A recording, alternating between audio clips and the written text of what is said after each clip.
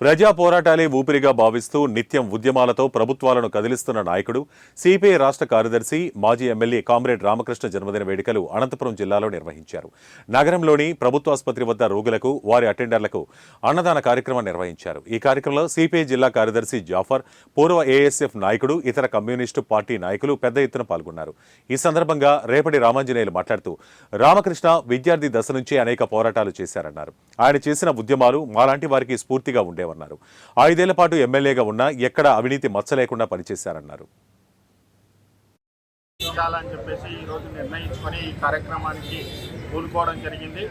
మరి ఆయన ఈ జిల్లాలో, రాష్ట్రంలో పేద ప్రజల కోసం చేసినటువంటి పోరాటాలను ఒకసారి నెమరు వేసుకుంటూ ఇలాంటి జన్మదిన కార్యక్రమాలు ఆయన అనేకంగా జరుపుకోవాలని చెప్పేసి మనస్ఫూర్తిగా మేము కోరుకుంటూ ఈ కార్యక్రమాన్ని నిర్వహించడం జరిగింది.